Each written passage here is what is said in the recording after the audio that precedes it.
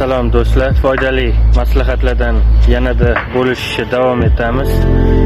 Shu fursatdan foydalanib yana bir kichkina ma'lumotni bersam, menga like, podpiska qiziqmas, to'g'risi. Umuman xolis Alloh uchun qanaqadir foydali ma'lumot olsangiz va o'shanga qisman bo'lsa ham sizga bir foydali ma'lumot bera olgan bo'lsam, shunga bir qisman bo'lsa ham rioya qiladigan bo'lsangiz, ya'ni o'zim biladigan bir ma'lumot, foydali ma'lumot bilan bo'lisha olgan bo'lsam va siz undan xursand bo'lsangiz, men bundan 2 barobar xursand bo'laman. Mana shu musulmonning maqsadi faqat shu bo'ladi. Odamlarga yaxshilik, foydali ma'lumotlarni ulashish. Shu. Agar men podpiska yoki klass uchun qilsam videolarni, bu dunyoning manfaati bo'lib qoladi. Dunyoviy manfaatlar. Lekin faqat Alloh uchun xolis ish qilishimiz kerak. Bu mana shu. Shu o'rinda nima aytmoqchiman? Dasturlash mavzusini ana kuni videoda bir yoritdik. Endi yana bir kichkina ma'lumot, foydali. Har doimgidek maktab o'quvchilari uchun, kollej dasturchilar uchun va dasturlash olamiga kirayotganlar uchun foydali maslahat. Telegramda bir yaxshi bot bor.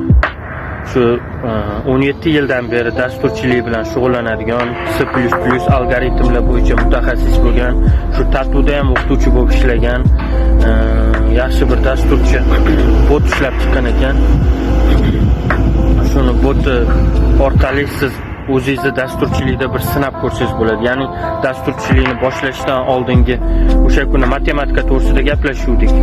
Dasturchilikni boshlashdan oldin bo'lgan matematikadagi bilim, matematikani o'rni to'g'risida bir gaplashuvdik. O'sha aynan dasturchilikni boshlashga tayyormisiz? Bu dasturchilik kasbiga loyiqmisiz? Qo'lingizdan keladimi? Hisob kitoblarda o'zi qanaqasiz? Mantiqiy fikrlashda qanaqasiz? Ularni bir fikrlab anaqa tekshirib ko'rmoqchi bo'lsangiz, mana bu Telegramdan mana shu botga kiring va shu botga kirib, o'sha yerda matematika bo'yicha mantiqiy 10 ta savollar bor. O'sha savollarga javob ishlab, natijasini PDF formatga yuboradi va o'zingizni o'sha natijasini o'qib tekshirib ko'ring. 17 yillik tajribali dasturchi o'zining maslahatlarini beradi. Dasturchilikka layoqatingiz bormi? Ya'ni aslida nimani o'rganishingiz kerak yoki birinchi o'zi nimani o'rganishingiz kerak, nimadan boshlashingiz kerak? Shular to'g'risida o'zini bir yaxshi batafsil maslahatlarini beradi. Shuni bir o'zingizda bir sinab ko'ring botda. Omad tilayman. Inshaalloh agar Henry Fordning bir yaxshi gapi bor.